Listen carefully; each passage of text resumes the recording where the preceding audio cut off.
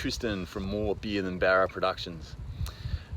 On this trip, I'm going to be heading up to the West Kimberley and then back to Perth through the Pilbara region. I've been up to that part of the world many times before, but always with other people. This is the first time I've ever done a solo trip up on my own, so I'm a little bit nervous, and needless to say, I need to be really organised with how I conduct this one, because if it goes wrong and you're out on your own, you're possibly never coming back again. Now, there's plenty of other 4x4 tour videos where you can find out and watch people going to all the really well-known tourist hotspots up north in the Kimberley and the Pilbara. That's not what's going to happen in this video. In this video, the goal is going to be to try and find as many of the lesser known spots, the sort of spots that you have to work really hard to find out about in the first place, and then put even more effort into getting to in your four-wheel drive. Those people who know me know that my idea of going camping is to try and find a spot miles from the nearest soul, so that I can have a beautiful piece of countryside or outback landscape to myself, a beautiful fishing hole or swimming hole to myself, where I don't have to share it with a single soul. And that's going to be the primary goal of this trip. Okay, before I go, a quick look at the beast we're going to be taking up all that way. It's just a simple 2015 Mitsubishi MQ Triton. The money that I saved buying this instead of a Hilux or a Ranger, about 20,000 bucks, I've used to seriously modify this beast and make it a lot more suitable and comfortable for remote travel. So just a quick run through of what's been changed and added to this vehicle. You can see it's got a CB radio, an ARB bull bar, spotlights, a winch, BF Goodrich mud terrains, 265/75, so one size higher to give me a little bit more ground clearance. It also has a 2-inch suspension lift with Tough Dog suspension parts. It has a factory snorkel, but that has since been sealed, so that is good to pass through river crossings, etc. We've recently changed our tent to a Explorer 4x4, which is a local Western Australian company, and this is an electronic rooftop tent. So this baby, you plug it into the dual battery and it just sets itself up and does the same when you pack it down in about 40 seconds. So that's the best part. I'm really looking forward to the fact that I'm going to save a lot of time and effort setting up camp when I get to a place, especially if you're running a little bit late. The vehicle has both rear and front differential lockers, and they're powered by an ARB air compressor, so they're air lockers. In the canopy, we've also got a Baintech power hub as the dual battery setup. You can see there that that is connected to the vehicle, so it's charged by the engine and the alternator when it's running. And when the engine is not running, I've got a fold-out solar panel, 200 watt, that will charge it if it gets exposed to sunlight. So in theory, there should never be a time except overnight when you can't recharge the battery.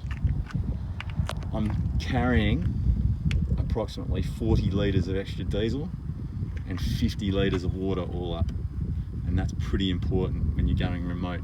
You never know if something's going to go wrong. You're never going to know if a track's shut and you have to backtrack, or if there's a service station that's run out of fuel. And also, if your vehicle breaks down, the thing that's going to keep you alive is water. So as I said, we're carrying 50 litres of excess water. In terms of recovery gear, we've got winch gear, we've got air compressor hoses, we've got snatch straps, we've got pulleys and snatch blocks. Basically all of the recovery gear you can get hold of, we've got. We've also got an inflatable air jack that plugs into the exhaust of the car. That potentially can lift the vehicle, so you can put rocks under the wheels to get it going again if you get the body wedged, and that, trust me, that's happened before, so it's got us out of trouble once. You'll notice that we're actually carrying 2 spare wheels, one in the canopy and one underneath. The simple reason for that is if you're going 200 to 500 kilometres remote, you can't take the chance that you're not going to have 2 punctures.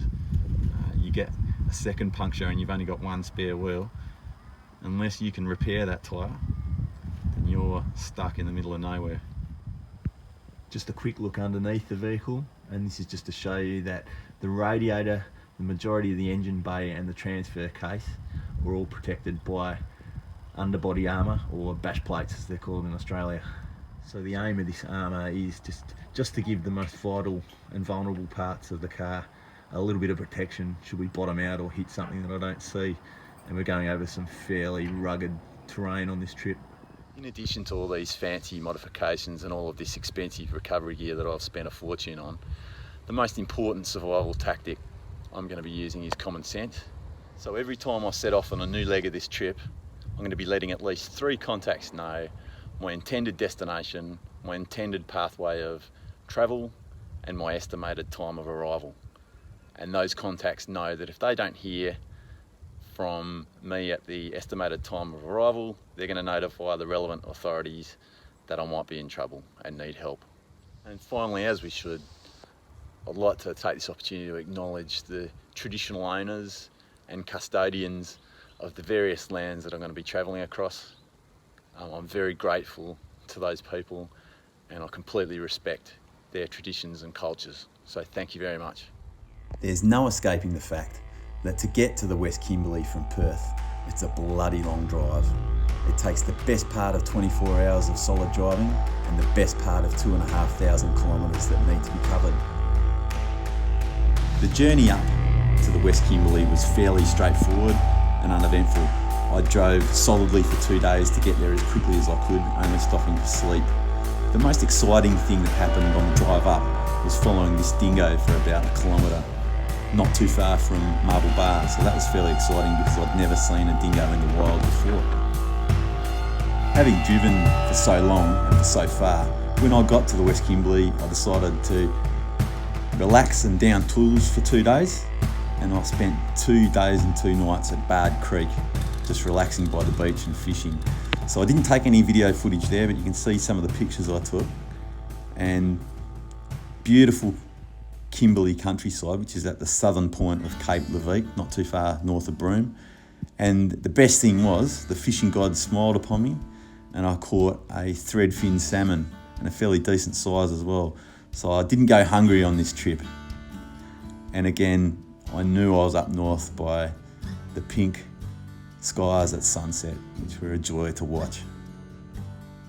The tour of the West Kimberley started in earnest, however, the next day when I began the long drive towards Campbellon and the Fitzroy River.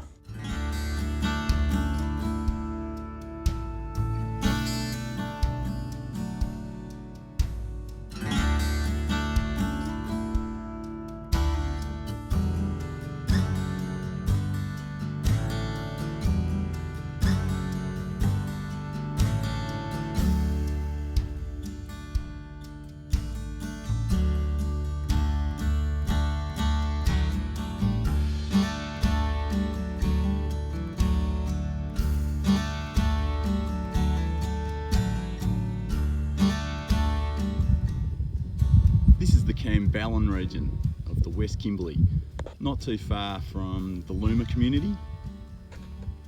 And the hot, dry conditions here do a really good job of disguising the fact that this area is actually the gateway to some of the best barramundi fishing in the country.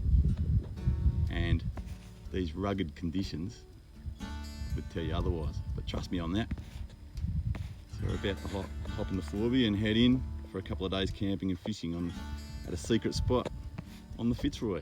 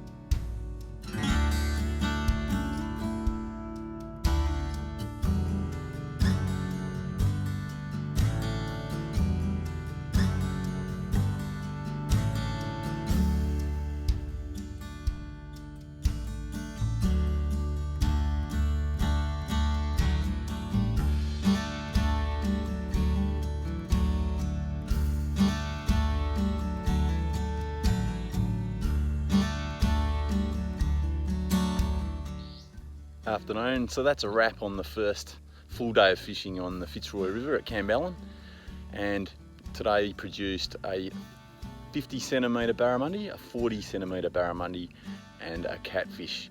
So unfortunately none of those for keeping, but still good fun on the river. Always great to pull in a couple of barramundi.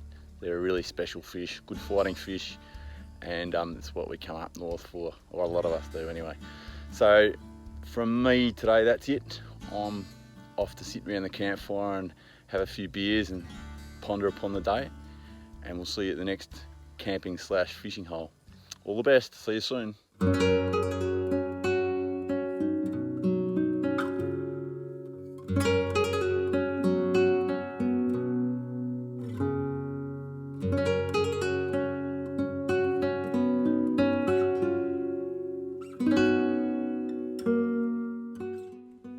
The next morning, I broke camp and drove approximately 150 kilometres north to Derby to resupply before heading east again along the Gib River Road to our next intended fishing camping destination, the Mae River. Right, so we're at Mae River. There's quite a steep rutted jump up here. The camera never does it justice, but trust me, that's really quite rutted and angled and looks a bit scary.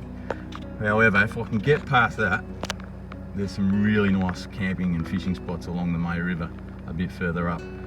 So the nearest cattle station's only about 15 kilometres from here. If I come a crop, then I guess worst case scenario, I've not got that far to walk for help. So on the risk benefit analysis, I'm deciding to give it a go. So let's just fire up a bit of my fruit. What have I got here? Air compressor. Flip that on, and we'll also put the rear. I'll put both on actually. I want to get up there safely. Rightio, here we go. Things you can do when your wife isn't with you.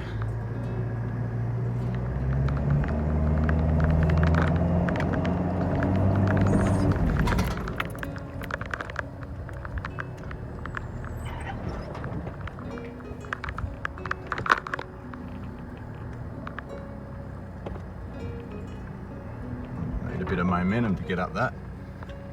Let's give it another go.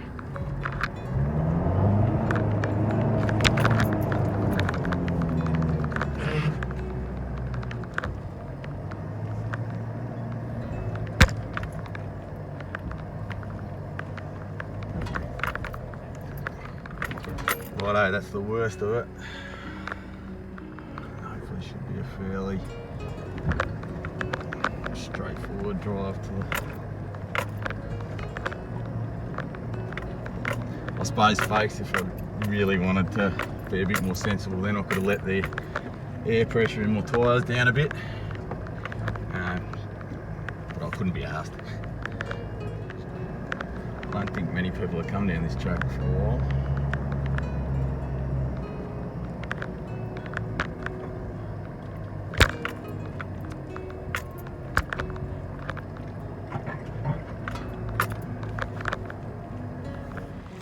How's that? A couple of good fishing platforms from there. Enough of a steep bank that Crocs won't be able to get up to that. Hopefully won't be able to. I saw a big bastard or two jump in. I think, I'm fairly confident there are saltwater Crocs here rather than freshies. There he is. You can't quite see it on this. That's quite a big freshwater croc, and he's been watching me while I've been setting up camp. So he's sitting there, right in the middle of the picture there. It's very hard to see. You can just see his snout sticking out. You can tell it's a freshie because it's got a long, narrow snout instead of a big. Oh, there he goes. Good evening from the Mae River, about 50 kilometres east of Derby. No joy with the barramundi fishing today, but plenty of joy if you're a big fan of freshwater crocs. This place is teeming with freshwater crocodiles.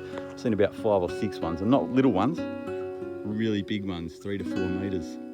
When I first got here, I thought there were a few saltwater crocs here, but when you have a bit more of a closer look, you can see the narrow shape of their snout, which indicates that they are indeed freshwater and not the lethal threat that these saltwater crocodiles pose. Nevertheless, you will notice that this is about the steepest bank I can find. So it's almost a sheer drop straight down to the water there. And my campsite is set up around here. I've moved my tent way back so I don't get any visits in the night. And this is pretty cool traditional Kimberley savanna land that you'll see here. So lots of grassland. There's a big old baobab tree over there. Love the baobab tree. We'll go and get some photos of that a bit later on. So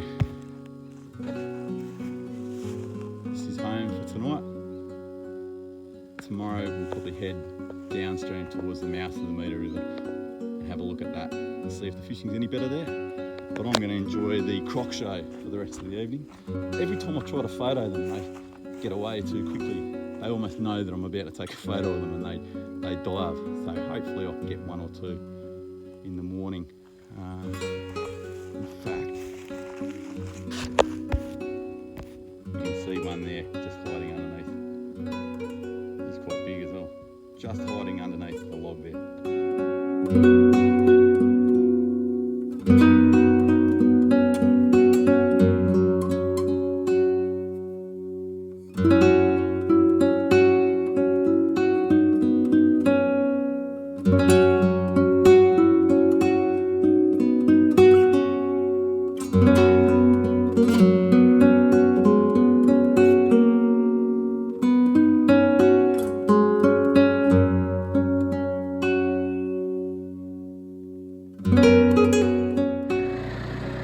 Croc-free waterhole. Those are, you got to make the most of those opportunities when they turn up. I guarantee you there's no crocs in there. It's really shallow. It's cut off from the rest of the Mae River, and I can see right to the bottom everywhere. But still a good 1.5 meters of water to have a quick dip, which I really needed after camping for 3 nights straight. Makes a change from a bucket of water first thing in the morning. So refreshed, ready to try and chase the barra downstream of the Mae River.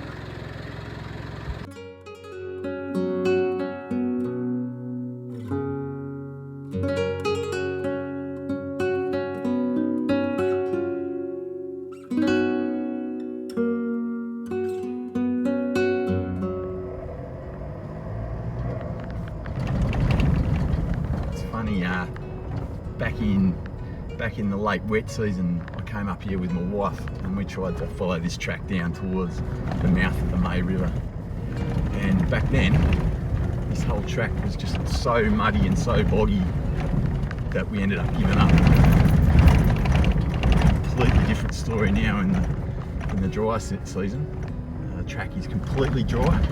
There's no mud at all, but you can see some massive hardened ruts where people like me have probably tried to dig up the track trying to get through in the wet season. Again, this is what I was talking about before. In the dry season, this dirt and the soil that makes up the tracks, because it's predominantly muddy clay type soil, in hot dry conditions, no problems, it hardens out. But in the wet season, at a bit of moisture, and it's not uncommon for them to get a couple 100 mils in a day or so, all of a sudden this turns into a sodden, boggy marsh. And you can see here what it's done to the track. Now at the moment we'll be fine, because we can get over that with the clearance. But that's at least 3 foot deep, that rut. And you can just imagine trying to get through this track in the wet season. Just not happening. Not a lot to winch off either. No strong trees anywhere near. So welcome to the estuarine region of the Mae River area.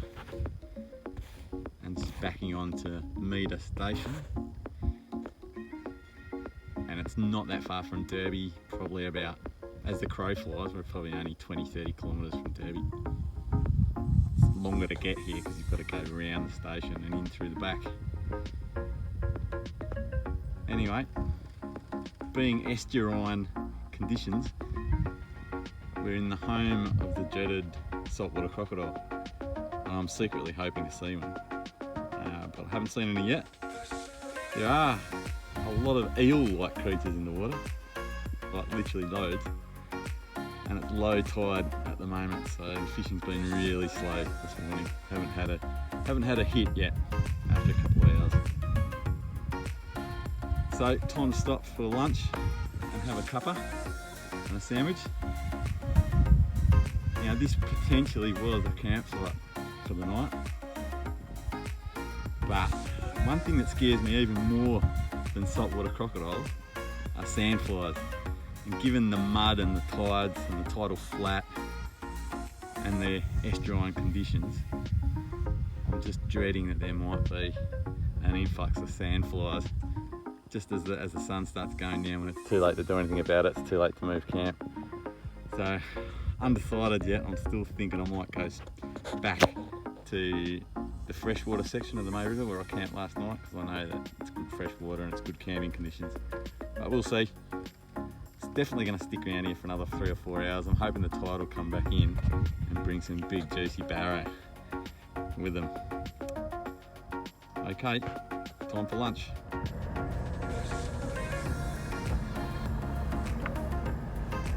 Bloody big boabs, including that one.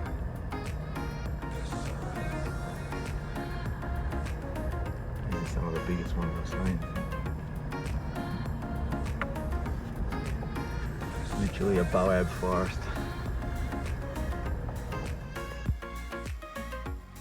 Okay, back at the freshwater section of Mae River. We did 4-wheel drive all the way out to as far as you can go towards the estuary. No luck with the fishing, sadly. It looked like a really low tide, only about a foot of water. So, unfortunately, the camping there wasn't as good as here as well. This is a far nicer spot, better view. Definitely no sandflies here. So I decided to come back here for comfort, for the view, and just for basically a nicer campsite. And of course, during the golden hour, this is what I call the 5 to 6 o'clock at night when the light starts going golden, our old mate Freshwater Croc has come to pay us a visit. He's quite big.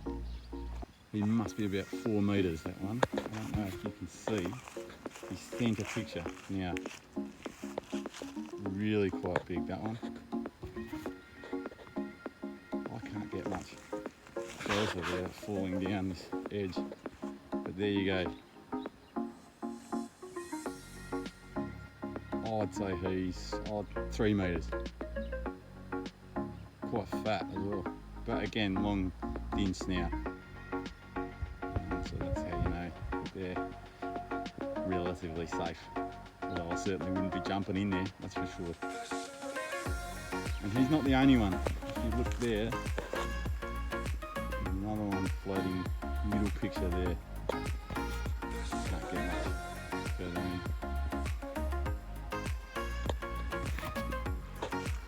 So there we have it. We're going to finish up our camping trip of the Kimberley, the inland Kimberley, the inland west of the Kimberley. And I'm going to crack a beer, cook some sausages tonight because we've got no barramundi.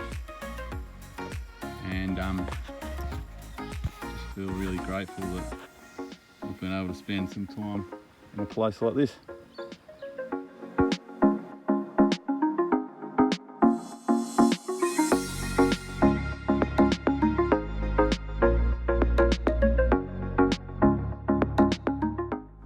After breaking camp, I drove another 250 kilometres back west again, back to Broome for a bit of R&R and some resupplying. Well everybody, welcome to Broome.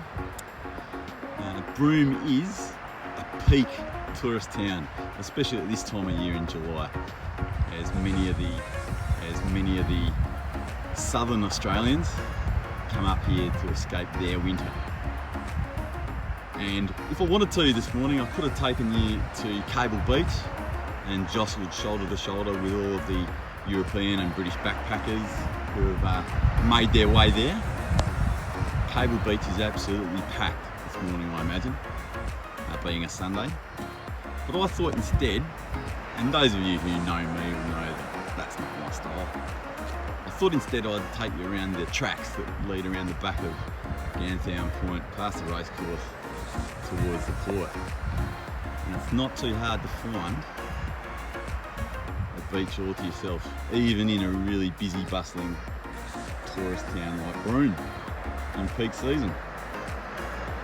What I like about Broome, and the beaches of this area in particular, is the striking contrast as the red desert Pindon sands meet the clear white sands of the coast. And it's just a beautiful contrast.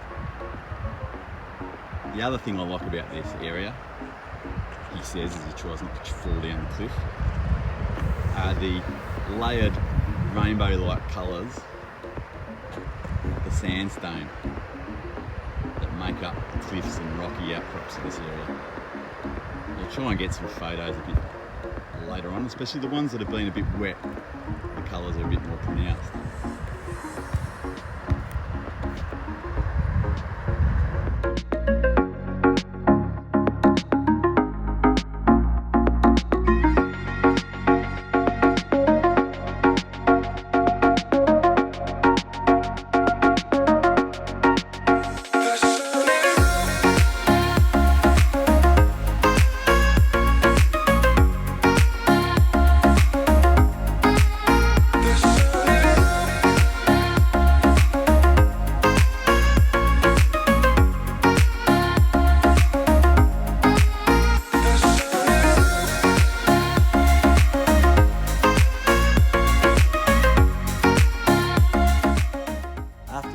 Days in Broome, resting, resupplying, and let's be honest, overindulging, I dragged my slightly sorry self back onto the road and made the journey southwards, back into the Pilbara, and this time the destination was the Boreline track so that I could head southwards inland. At this point, I said goodbye to the West Kimberley, and the tour of the inland East Pilbara was just beginning. Well, we've covered about 450 kilometres, maybe even 500 kilometres today.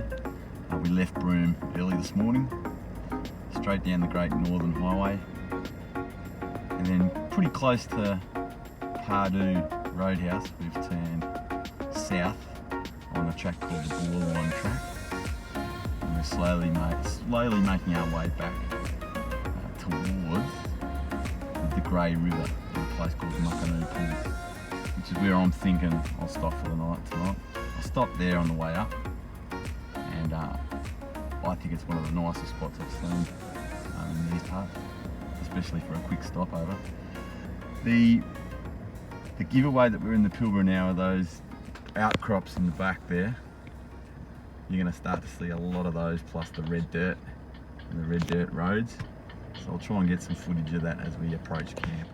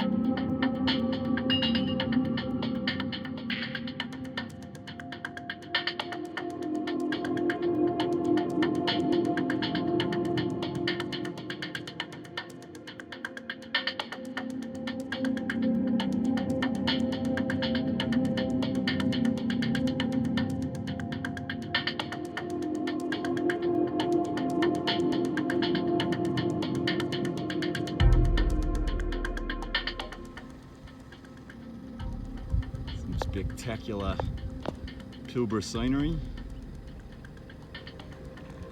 but let's face it, not many people, not even most West Australians, even know is here or will ever see it.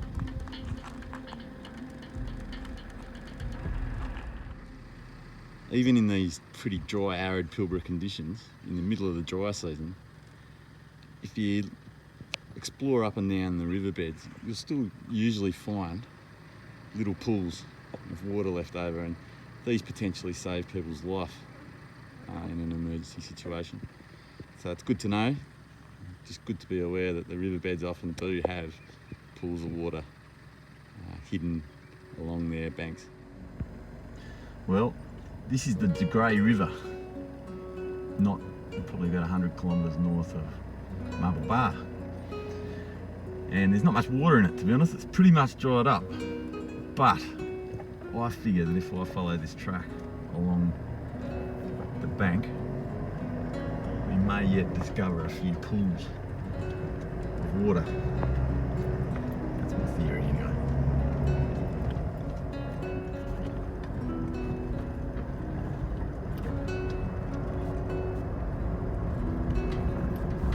I hope there is something. I hope there is a pool up here and I'm not wasting my time. Oh, there we go, there's a bit of a pool there. Not loads of water though. Let's see if we can find a bit more. The bank of the river is starting to get pretty boggy. It's another campsite someone's given themselves.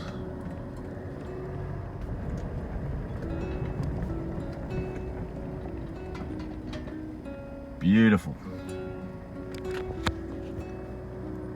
This looks like the spot, eh?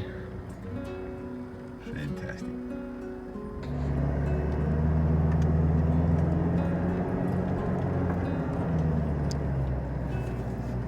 Let's just see what we got along here.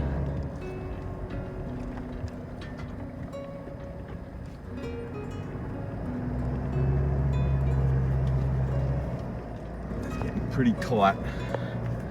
It's getting pretty unsafe as well. I don't think I'll get much further than this. So there we go, the DeGraw River. Very, very low at the moment. Especially this early in the dry season, you'd think there'd be more water in it than this. So welcome to the DeGraw River. About 100 kilometres north of Marble Bar. And it's sunset. Here's camp for the evening. We've got a sausage casserole on the menu for dinner tonight, so that sounds good. And I've just got a rod in the pool there. That's not a figurative term of speech, by the way. I've got my fishing rod in the pool because I know there are some tiny little fish in there, so I'm going to see if I can catch one or two just to see what they look like. As you know, I pride myself on finding spots that I have all to myself without having to share with anyone, and I thought this was going to be one of them. Unfortunately, right on sunset, a big family with a camper trailer rocked up, and they've set up, so I'm sharing the pool with them, but that's not too bad. It's good to see families getting their kids out and going camping. That's why I'm muffling my voice at the moment. So, again, not a bad place to see out another day of the trip. Saw some beautiful, rugged Pilbara countryside today. And I'm going to close it from there. So this is where I'm going to see out the rest of the day. Speak to you tomorrow. Bye. One other thing I should probably be honest and add. Last night, being our last night in Broome, or my last night in Broome, me and some mates went out to the pub, the Mangroves Hotel, and I probably had a fair few more pints than I needed. So I'll be honest, I'm feeling a little bit rough this morning. So I'm trying to hair the dog. It's going down a little bit harsh at the moment, a little bit harshly, but I'm hoping after a couple of these, the hair of the dog helps me and I'm feeling a bit better. So yeah, it was a little bit rough this morning. Good morning. We're transversing what appears to be a very, very disused track, just off Bamboo Creek Springs, or Bamboo Springs Road I should say. I've had to look really hard to find this track, and I'm hoping it's going to lead to Kitty's Gap, which I think is that up there. I'm not even sure, but according to my maps, that's Kitty's Gap, and this is the only track I can find within Cooey. So on I go.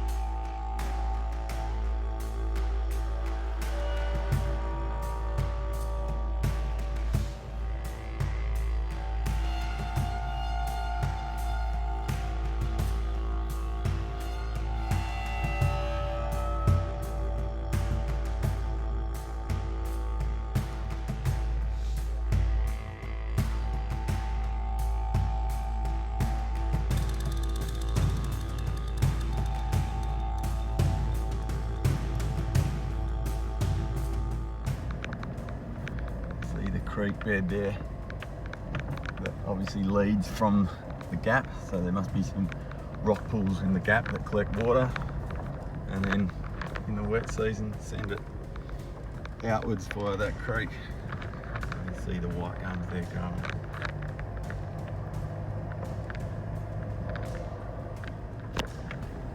So for the last section, for the last few hundred metres, we've had to drive in along the creek bed. So I can see now we're approaching the rock pool.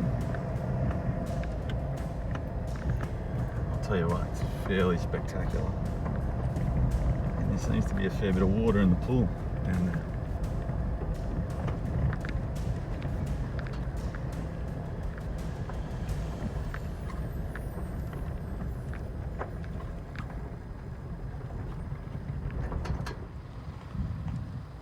Absolutely spectacular. And again, at the moment, all to myself. So I'm not sharing this with a single soul at the moment.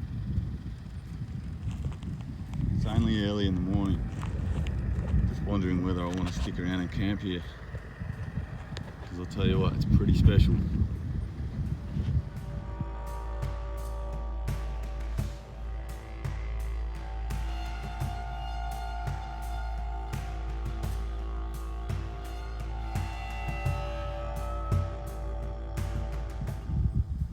Kitty's Gorge, northeast of Marble Bar. You won't read a lot about this place. It's not in most of the travel books. In fact, I think I did actually read something saying, don't bother, the rough track isn't worth the reward. That's what I remember reading. Well, you tell me what you think.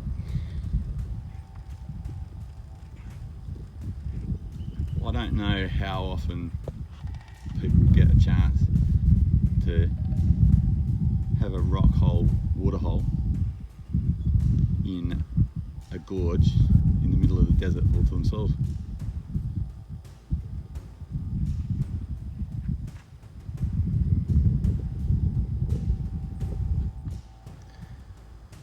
Well, fishing in the desert, hey? There's a pastime you've probably never heard of. This is a little spangled, he's just made himself all dirty. He's off his hook now anyway. This is a little spangled perch. So see if I can wash him off a little bit. There you go. Spangled perch. Not that one, not big enough to keep or eat or anything like that. He's only the size of my hand. But it goes to show there's a lot of life here in what a lot of people would think it is a barren desert. Rightio, he can go back in the water.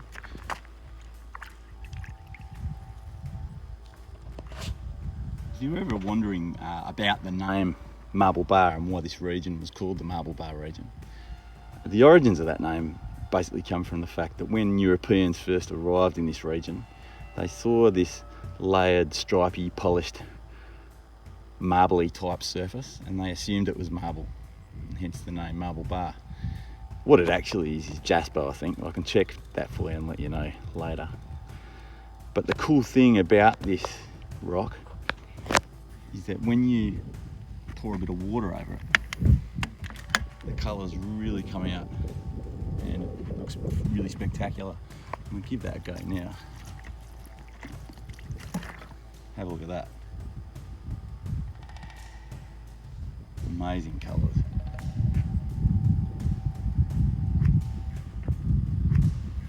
There's an even better section here that's not quite in the light yet. This is really polished.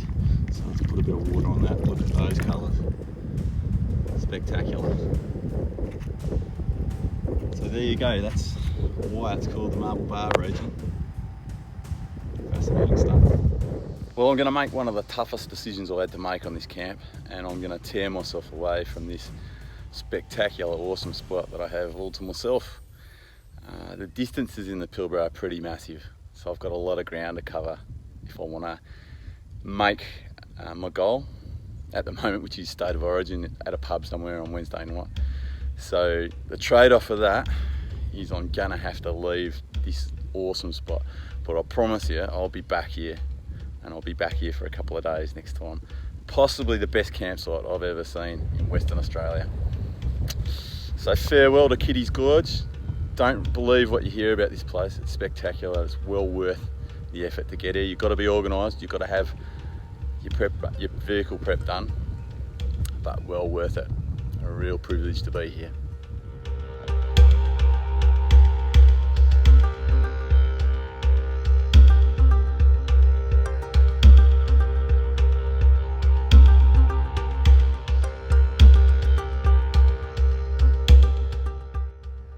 And so reluctantly that afternoon, I made the 5-hour drive from east to west Pilbara, and I stayed in Karratha for 2 nights to resupply and to watch the State of Origin.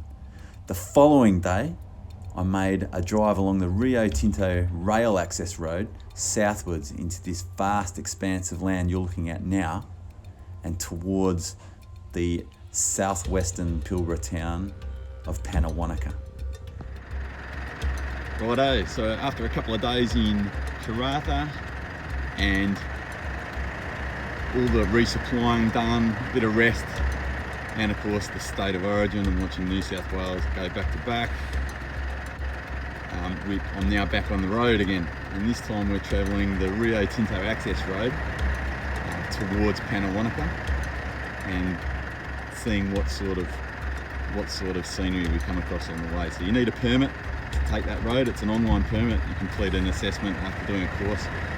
It's quite simple actually, but quite important information because again, this is very remote travel through the Western Pilbara. And we've just passed the Harding Dam. The road has just decreased significantly, so I'm starting to encounter some pretty nasty corrugations. So I've just dropped the tyre pressure from highway pressure down to about 26 psi. So pretty amazing scenery. You can see why this area is so important to the iron ore industry.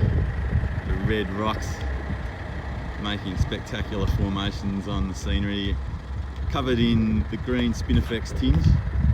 And of course these things are amazing as well, the desert peas. Really stand out in this rough, rugged terrain, I think. Spectacular stuff, it's why we love the place. Okay. Onwards.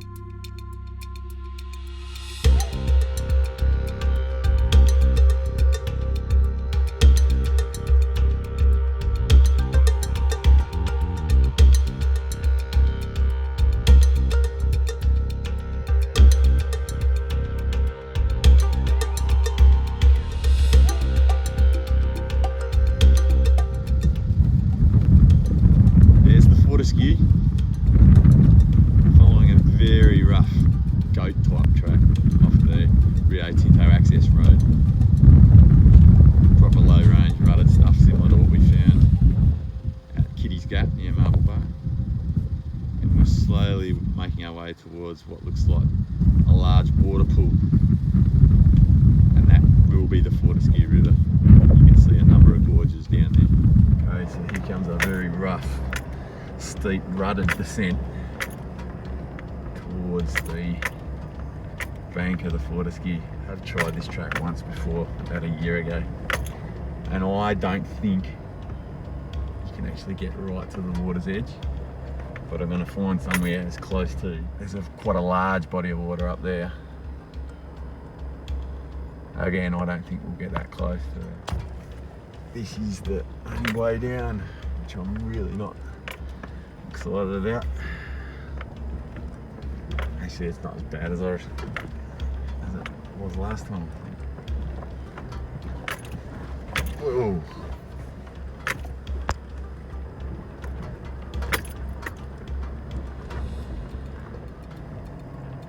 So I think this is as far as we're going to get the vehicle to anyway, but I'll find somewhere decent to pull up and then we'll hike over to the water.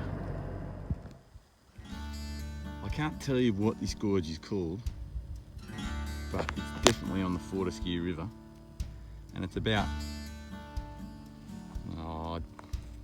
let's say 20 to 30 kilometres due west of Millstream National Park. We've got here off the Rio Tinto rail access road, and then we took a pretty rough goat track that led us down most of the way to the gorge. I had to walk the last 50 metres or so, 100 metres.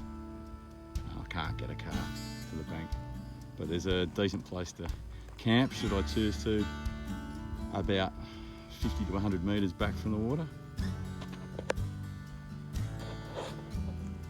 Again, not a soul here. I don't think it's a commonly well known place.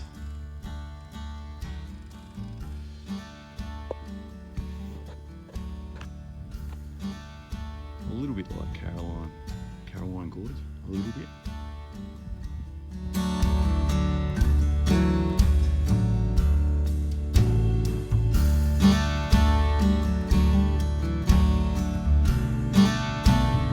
In the middle of the riverbank of the Fortescue, and you'll see now that there's some fast flowing, rapid, almost rapid type water over the rocks. It's got to a low point in the riverbed where there's lots of rocks, and the river has broken up into little tiny streams, and there's lots of little rock pools around that you can navigate your way over by island hopping.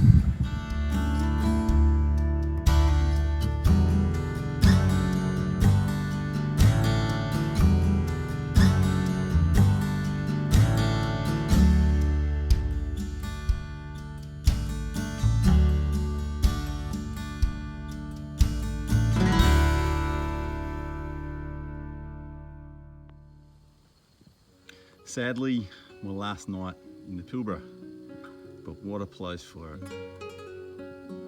This is camp on the Broome River, and we're not that far southeast of Pannawonica. Every spot we've stopped at has had something special, and this place is no different at all. So it's again amongst the red rocks, spinifex and arid conditions of the desert, and you can see we're in the valley of a iron ore mountain range. But it still has that tropical feel to it, being north of the Tropic of Capricorn. And wherever there's water, the vegetation changes completely.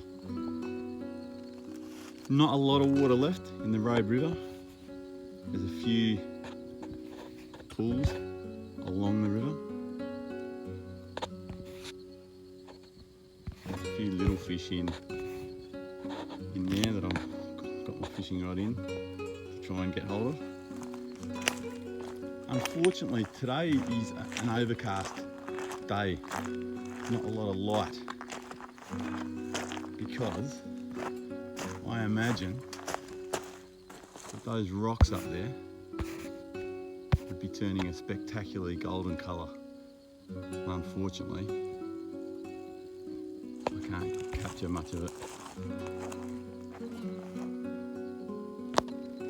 I also imagine when the wet season happens, or when they have a cyclone that dumps heaps of rain, I'd imagine that this place absolutely floods out and you can't get within cooey of this spot.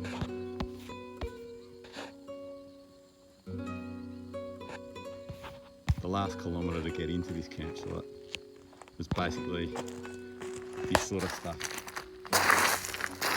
As you can see, rounded off river stones, really boggy, and it's been like that basically for the last kilometre in. So I guess when this floods out, it really does flood out. Tomorrow we head to Carnarvon, and then effectively we leave the northwest, because not far from Carnarvon is the 26th parallel, and then you're back in the south-west land division. So, can have a couple of beers, do a bit of fishing, and make the most of the last night up here in the northwest. Cheers. A nice little spangled perch that we caught out of the Robe River, or one of the pools on the Robe River. So that's a decent size. It's about 15 centimetres or so. So there's some good fish in here.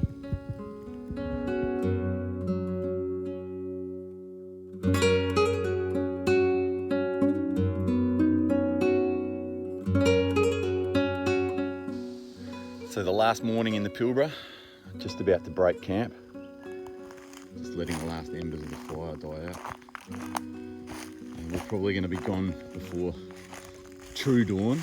But I just wanted to show you that. You can see those rocks starting to glow as the sun slowly makes its way towards crossing the horizon.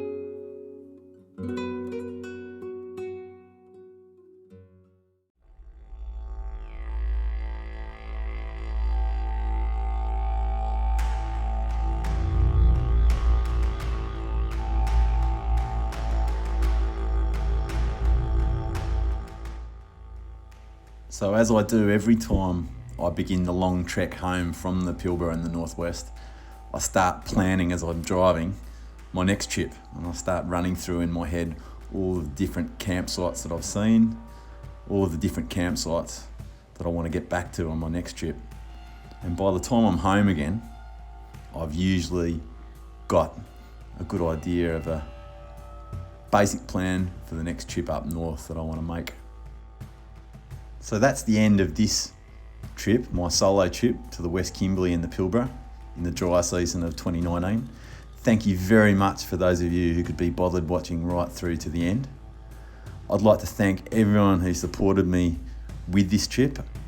In particular, thanks to Dean and Rachel who put me up in Broome. Thanks to Ben and Tracy and family for the much needed respite at the Mangroves Hotel. Thanks again to everyone who watched this film and got something out of it. And finally, to my wife Emma, who supports me with everything that I do, and I honestly don't know what I'd do without her. So that's the end of it. There will be more from More Beer Than Barra Productions in the future. But for now, adios and take care, and we hope to see you out on the track somewhere soon.